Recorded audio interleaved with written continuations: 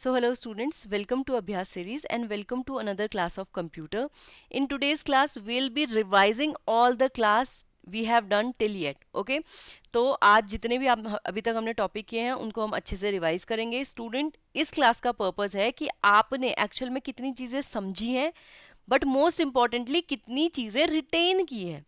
Computer की class में score करना बहुत मुश्किल नहीं है, काफ़ी लो हैंगिंग फ्रूट है ये सब्जेक्ट. आप मेहनत बाकी सब्जेक्ट्स में कीजिए, बट येस यहाँ पे आपको मिनिमम मेहनत करके मैक्सिमम मार्क्स स्कोर करने हैं, इसीलिए इसका रिविजन आप ज़्यादा करो. ऑल राइट, सो इस क्लास में भी we will do 10 MCQ and through those MCQ we'll be revising all the topic we have done till now. तो आपका फर्स्ट क्वेश्चन आता है, who is or are credited with inventing the first general purpose electronic computer. यहाँ although आपको timer 1 minute का मिला है, but try to answer the question within 30 seconds. Okay, so आपका फर्स्ट ऑप्शन है बेज़ेल Pascal, then Charles Babbage, then J Presper, Eckert and John Mauchly, or is it John Napier. Student, इस question के through आपको समझ में आना चाहिए कि एग्जाम पॉइंट के लिए आपने क्या करना है. First of all you should be able to know all the important computers. जो स्टेपिंग स्टोन थे toward the development of modern computer, आपको वो पता होने चाहिए. सेकेंड चीज, जितने भी आपको यहाँ पे नाम दिख रहे हैं इनका क्या कॉन्ट्रीब्यूशन था, तो वो भी आपको पता होना चाहिए कि इनका क्या कॉन्ट्रीब्यूशन था toward the development of modern computer. Okay, and इस क्वेश्चन की बात करें, so if you have answered option number C, that is absolutely correct. इसके अलावा अगर मैं उस कंप्यूटर की बात करूं तो वो कौन सा कंप्यूटर था? That computer was ENIAC. कौन सा कंप्यूटर था आपका? एनिक कंप्यूटर था. ओके, अब इसी लाइन पे आपको पता होना चाहिए मार्को कंप्यूटर के बारे में, ABC कंप्यूटर के बारे में, एनिक कंप्यूटर के बारे में, एडवेक कंप्यूटर एंड एडसेक कंप्यूटर. इन सभी कंप्यूटर की फुल फॉर्म्स भी आपको पता होना चाहिए. इसके अलावा आपका यूनिवेक है, वो भी आपको पता होना चाहिए. इसके अलावा आपका इंटेल 4004 है, ये आपको कहाँ से पता चलेगी? इन फर्स्ट क्लास, जो हमने फर्स्ट क्लास ली थी इंट्रोडक्शन टू कंप्यूटर, वहाँ पे हमने ये सारी चीज़ें डिस्कस की है. हाउएवर यहाँ पे हम डिस्कस करेंगे मार्क 1 कंप्यूटर में कौन है? हार्वर्ड एकेन है, then we have John Vincent, and then we have. तो ये सभी चीज़ें स्टूडेंट्स आपको पता होनी चाहिए. ऑल राइट, अब इसके अलावा देखो, अगर मैं बात करूँगी ABC, तो इसके नाम में पता चल जाता है एटम्स ऑफ बेरी. तो यहाँ पे आप देख सकते हो John Vincent Atanasoff, and then we have Clifford Berry. If we talk about ENIAC, again ENIAC हमने डिस्कस कर लिया. J Presper, Eckert and John Mauchly we have as a inventor. Then EDVAC, same लोग थे. Okay, then we have EDSAC. इसके लिए main person जो leading person था that was Maurice Wilkes, लेकिन यस ये एक यूनिवर्सिटी का प्रोजेक्ट था. यूनिवर्सिटी कौन सी थी? कैम्ब्रिज वाली. ऑल राइट, देन की फीचर्स आपने सबके पढ़ने हैं. देन ईयर को आप लो प्रायोरिटी पे रख सकते हो, नो इशू, इसको लो प्रायोरिटी पे रख सकते हो, बट यस सिग्निफिकेंस, हाँ इसकी क्या मदद होगी? देखो, इससे you will come to know कि पर्टिकुलर चीज आपके एग्जाम के लिए कितनी इंपॉर्टेंट है. ओके, तो सिग्निफिकेंस भी आपने इसी अकॉर्डिंग पढ़नी है. All right, now moving on, our second question is, computers are often categorized into different generations based on their technological advancements, capabilities and design. These generations are typically distinguished by significant changes in hardware and software architecture. Which of the following generation of computers introduce the use of integrated circuit? Basically हमने पढ़ा कि computer में advancement हो रही है. Okay, तो advancement के according we have divided them into generations. First question, कितनी जनरेशंस होती हैं? 5 जनरेशन. अभी जो चल रही है that is the 5th generation. अब हर जनरेशन में क्या क्या हो रहा था? कुछ की फीचर्स थे जो चेंज हुए थे, ईयर्स थे डेवलपमेंट के. तो इसके अकॉर्डिंग आपको पता होना चाहिए कि कौन सी जनरेशन में इंटीग्रेटेड सर्किट कंपोनेंट इंट्रोड्यूस हुआ था. So if you have answered option number C, that is generation 3, you are absolutely correct. थोड़ा सा मैं आपको रिवाइज कराऊंगी, इसको मैं भी डिटेल में नहीं बताऊंगी क्योंकि ये सेकंड क्लास में आपसे, सॉरी फर्स्ट क्लास में आपसे अच्छे से डिस्कस हो चुका है. ये चीज आपके एग्जाम के लिए भी अटमोस्ट इंपॉर्टेंट है. तो यहाँ पे आपने देखना है फर्स्ट जनरेशन का टाइम पीरियड, इसमें क्या टेक्नोलॉजी या क्या मेन कंपोनेंट था? Vacuum tube. सेकंड जनरेशन में वैक्यूम ट्यूब को रिप्लेस कर लिया था ट्रांजिस्टर ने. Then in third generation we have integrated circuit. Then fourth generation में we have VLSI, very large integrated circuit. Then in 5th generation में what we have? very large integrated ultra large integrated circuit. तो ये आपको सारी चीजें पता होनी चाहिए. Okay, then moving toward the next question, that is question number 3. How many functional keys are there in keyboard? हमने जब इनपुट डिवाइस के बारे में पढ़ा, हमने डिफरेंट की ग्रुप्स पढ़े. क्या क्या की ग्रुप्स थे आपके? टूगल की ग्रुप था आपका, all right. Then we have the modifier key group, okay, तो ये सब हमने पढ़े। Alphanumeric, alphanumeric key group के बारे में हमने पढ़ रखा है, ठीक है। तो इसके अलावा टैब की, स्केप की, ये सब कीज होती हैं। उसमें एक ग्रुप था फंक्शनल की, फंक्शनल की ग्रुप। अब ये फंक्शनल की ग्रुप क्या करता है, इसमें सर्टेन नंबर ऑफ कीज होती हैं जो डायरेक्टली आपके सॉफ्टवेयर से इंट्रोड्यूस करके आपके कंप्यूटर के फंक्शंस को, जैसे वॉल्यूम अप करना, वॉल्यूम डाउन करना, ब्राइटनेस इंक्रीज करना, ब्राइटनेस डिक्रीज करना, स्क्रीन को ब्लैक कर लेना, ये सब चीज़ें होती हैं। तो आपको बताना है कि ऐसी कितनी फंक्शनल कीज हैं। So if you have answered, अगर आपके पास कंप्यूटर खुला तो इसमें आप चीट कोड यूज करके सीधा सा देख सकते हो, but yes, if you have answered option number B, that is absolutely correct, we have 12 functional keys. Okay, moving toward the next question. Question number 4 is, which of the following type of data processing method involve human intervention? Basically वो कौन से type की data processing है जिसमें इंसान को या फिर जो यूजर है उसको एक्टिव होना पड़ेगा। तो यहाँ पे स्टूडेंट आपको पता होना चाहिए कि different type of data processing methods क्या होते हैं। पहली चीज तो आपको ये पता होनी चाहिए। अब इसमें से भी वो कौन सा मेथड है जिसमें ह्यूमन इंटरवेंशन चाहिए होगी। देखो बहुत डिफिकल्ट नहीं है ये क्वेश्चन, अगर आप इसको एक बार पढ़ लेते हो तो मैंने वहाँ पे आपको ट्रिक्स भी बताई थी कैसे आप याद करोगे। ऑल राइट, तो आपके पास जो ऑप्शन है वो क्या है, manual data processing, online data processing, real time processing, or is it batch processing. And if you have answered option number A is the correct answer, you are absolutely correct, manual data processing, क्योंकि इसमें already देखो shortcut क्या था, man आ रहा है, that means man need to be involve in this kind of data processing. अगर बात करें बाकी टाइप ऑफ डेटा प्रोसेसिंग की, तो these are all your data processing. मैं बहुत शॉर्ट में आपको रिवाइज करा रही हूँ क्योंकि ये मैंने डिटेल में कवर कर दिया है। ऑल राइट, तो सेकंड जो हमारी क्लास हुई थी उसमें हमने ये सारी चीज़ें डिस्कस की थी, आप प्लीज़ जाइए और एक बार उस क्लास को देखिए। All right, so first we have is manual data processing. Manual data processing में बेसिकली क्या होता है आपका, जहां पे लेट्स से कि आपको करना है 2+2। अब या तो ये आप कर सकते हो या तो ये आपका कंप्यूटर कर सकता है। तो यहाँ बेसिकली आप क्या कर रहे हो, प्रोसेस आप कर रहे हो और कंप्यूटर में बस डेटा फीड कर रहे हो। 2+2 4 आंसर आप निकाल रहे हो और कंप्यूटर में डेटा फीड कर रहे हो। So that is the manual data processing. इसमें एरर के चांसेस बहुत बढ़ जाते हैं।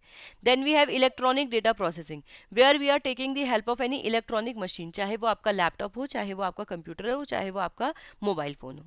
Then we have online data processing. Online में basically your computer is connected to a network और इंटरनेट, एंड उसके थ्रू आप प्रोसेसिंग को कर रहे हो।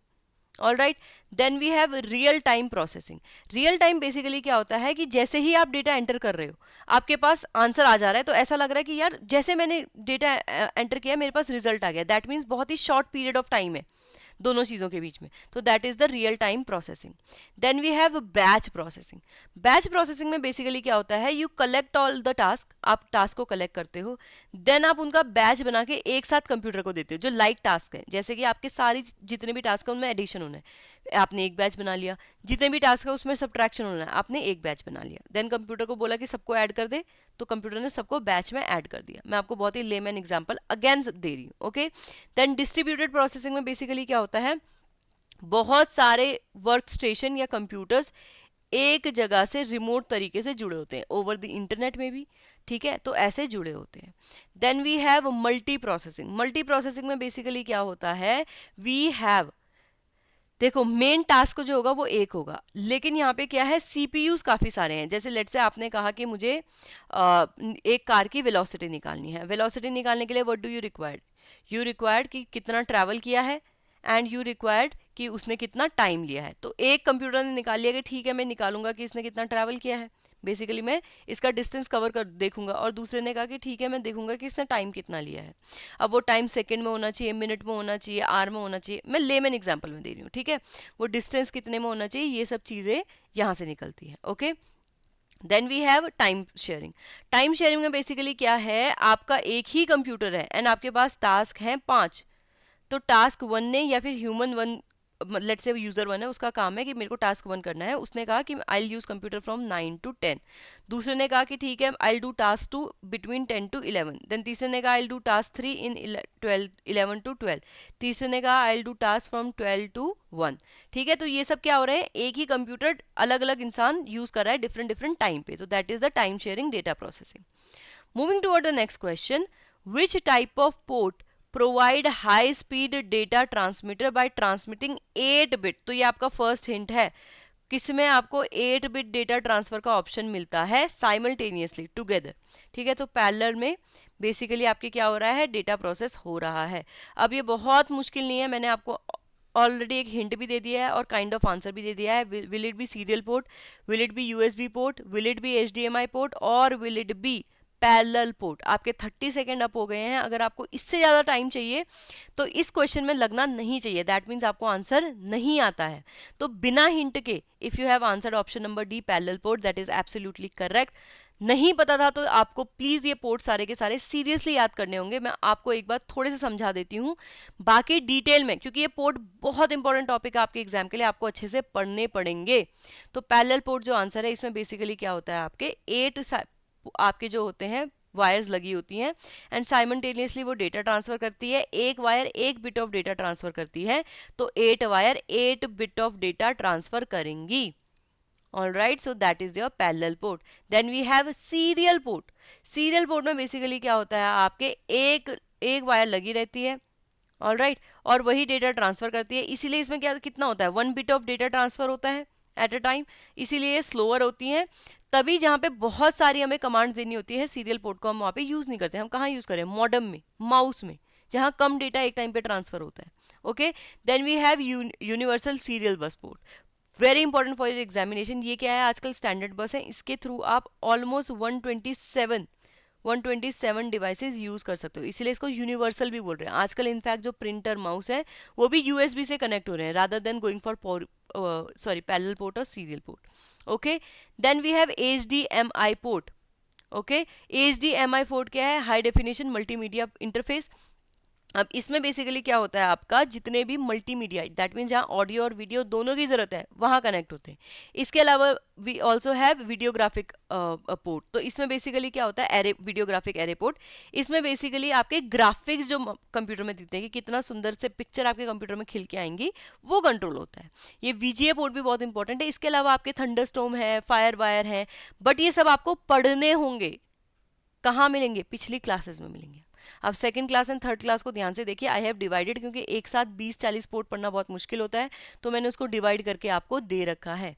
Okay, moving toward the next question, which of the following type of printer is or are example of impact printer. Impact printer पहले मैं आपको बता देती हूँ या रिवाइज करा देती हूँ। इम्पैक्ट प्रिंटर क्या होते हैं, जहाँ पे आपकी जो इंक रिबन होती है, ये जो इंक रिबन होती है जिसके थ्रू इंक आपके पेपर पे लगेगी, और जो आपका पेपर है जो फाइनली आपको मिलेगा, इन दोनों के बीच में डायरेक्ट कांटेक्ट होता है। क्या होता है, डायरेक्ट कांटेक्ट। और इम्पैक्ट नाम क्यों रखा है, because something will have to hit it, तभी तो वो जाके पेपर में प्रिंट होगा, तभी तो वो छपेगा पेपर में, है ना। तो इस टाइप के प्रिंटर आपने बताने हैं कौन से होते हैं।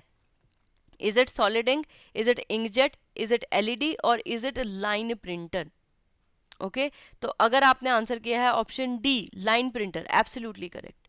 इस क्वेश्चन में आपको इतना टाइम लगना ही नहीं चाहिए था, आंसर आपने पढ़ना है इम्पैक्ट प्रिंटर, आपको पता होना चाहिए कौन कौन से टाइप के इम्पैक्ट प्रिंटर होते हैं। यहाँ पे अगर मैं बात करूँ लाइन प्रिंटर की, तो ये एक काइंड ऑफ इम्पैक्ट प्रिंटर है। जो इंक्ड रिबन है वो आपके पेपर के अगेंस्ट हिट करेगी एंड उससे प्रिंट होगा। इसमें क्या होता है, हाई वॉल्यूम प्रिंटिंग हम कर सकते हैं, बट यस प्रिंटिंग की क्वालिटी बहुत लो होती है। ओके, इसके अलावा आपके कौन कौन से इम्पैक्ट प्रिंटर और होते हैं, डॉट मैट्रिक्स आपको पता होना चाहिए, डेजी व्हील्ड आपको पता होना चाहिए, ड्रम प्रिंटर आपको पता होना चाहिए।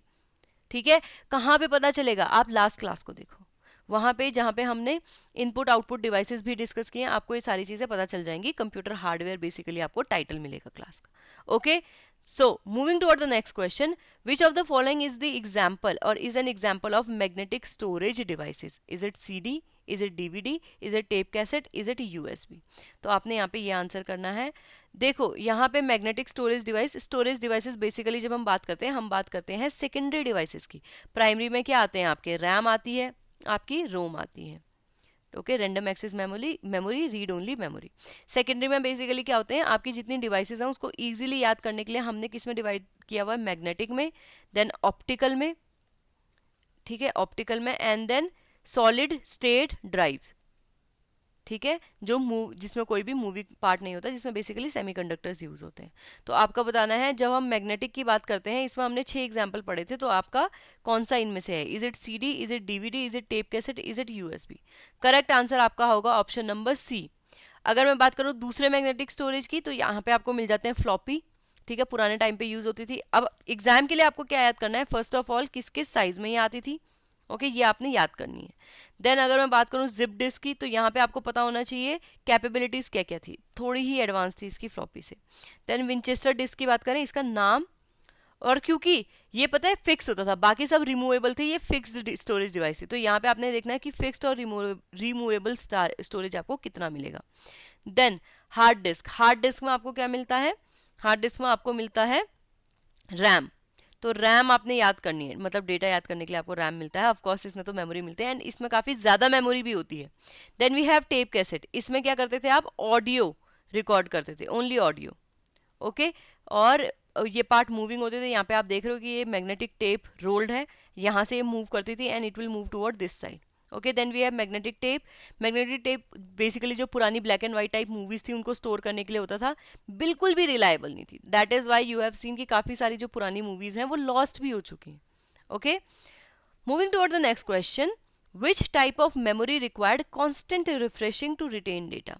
अब हमने जब बात की थी रैम और रोम की, ठीक है, तो रैम में एक मेमोरी होती है जो, ऑल्दो आप आंसर आप बता दोगे, बट ऑफ कोर्स अगर आप इसका आंसर नहीं बता पाते तो आपको ये चीज़ पढ़नी चाहिए, ओके। तो रैम और रोम में एक मेमोरी, ये प्राइमरी मेमोरी होती है। अब इनमें एक टाइप की मेमोरी होती है जिसको बार बार रिफ्रेश करना पड़ता है, वो कौन सी मेमोरी है, अदरवाइज आपका डेटा लूज हो जाएगा। तो पहला हिंट आपको ये पता होना चाहिए कि डेटा लूज जहां होता है वो ज़्यादातर रैम होती है, रोम में ये वाला सीन बहुत मुश्किल से, बहुत रेयरली रहता है, ये स्पेशल ऑपरेशन चाहिए होती है। तो इसी के बेसिस पे ही, सिर्फ इतनी इन्फॉर्मेशन अगर आपको है तो आपने डी रैम आंसर कर दिया होगा, लेकिन हो सकता है इसके अलावा आपको S RAM, S D RAM, ये सब भी ऑप्शन में मिले। तो अगर मैं बात करूँ टाइप्स ऑफ रैम की, तो आपने को पता होना चाहिए डी रैम क्या होती है। डी रैम बेसिकली वो डेटा है या वो रैम है जहाँ पे आपको कांस्टेंट रिफ्रेशिंग चाहिए होती है, अगर लाइट चली गई तो डेटा लॉस्ट हो जाएगा। देन मैं बात करूँ एस रैम की, तो आपको पता होना चाहिए यहाँ पे स्पेशल रिफ्रेशिंग नहीं चाहिए होती है and it works as cache also. Then we have S D RAM, synchronous D RAM, यहाँ पे बस क्लॉक स्पीड हायर होती है तो थोड़ी सी बेटर होती है बस, okay. Moving toward the next question, information travel between components of motherboard through. अब यहाँ पे आपको देखेगा यार मदरबोर्ड तो हमने पढ़ा था, लेकिन इन्फॉर्मेशन के बारे में तो हमने पढ़ा नहीं था कि कैसे ट्रैवल हो रही है। तो स्टूडेंट याद करो, हमने एक पूरा टॉपिक डिस्कस किया था कि information, address, data external devices में, इंटरनल डिवाइसेस में, कंप्यूटर के आपस में ही कैसे ट्रांसफर होता है। Was it flash memory? Memory का तो काम ही नहीं है, स्टोरेज काम होता है उसका। सीमोस, याद करो सीमोस मदरबोर्ड में हमने क्यों पढ़ा था, ठीक है। सीमोस में क्या होता है, आपकी बायोस की सेटिंग होती है, ऑन ऑफ की सेटिंग होती है। उसके बाद we have buses and peripherals. Peripherals भी मैंने आपको हिंट दिया था कि पेरिफेरल्स मींस बेसिकली डिवाइसेस, ये सुनने में लगता है कि पता नहीं क्या होगा, लेकिन बेसिकली इनपुट आउटपुट डिवाइसेस को इनपुट आउटपुट पेरिफेरी कह देते हैं। तो करेक्ट आंसर है आपका बस। अगर आपको बस याद नहीं है तो अगेन मैं आपको रिवाइज करा देती हूँ। Computer based buses are basically wires. ये क्या करती है, certain amount of data, usually एक वायर एक बिट ऑफ डेटा को ट्रांसफर करती है। यहाँ पे इंटरनल बसेस भी होती हैं, एक्सटर्नल बसेस भी होती हैं। इंटरनल बसेस कंप्यूटर के अंदर काम करती हैं, ठीक है, मेमोरी से। अब कंट्रोल बस है वो क्या करती है, कमांड को कंट्रोल करती है। एड्रेस बस है वो क्या करती है, इनपुट आउटपुट डिवाइसेस का, जितनी भी डिवाइसेस आपकी कनेक्टेड है उनका सीपीयू में स्पेशल एड्रेस क्या है, तो ये कंट्रोल करती है आपकी address bus. Then data bus, जो इंटरनल डेटा ट्रांसफर हो रहा है। एक्सटर्नल डिवाइस से अगर कोई डेटा ट्रांसफर होता है किसी भी टाइप का, चाहे वो कमांड हो चाहे कुछ भी हो, वो एक्सटर्नल बस के थ्रू या एक्सपेंशन बस जिसे कहते हैं उसके थ्रू ट्रांसफर होता है। इसको आपने और ध्यान से समझना है तो आपको एक बार चैप्टर में ये सब पढ़ना पड़ेगा। Now, moving toward the last question of today's, which of the following type of computer operate on the LIFO, that is last in first out access method? ठीक है, is it von Neumann computer, is it Harvard architecture computer, is it stack based computer or is it all of the above?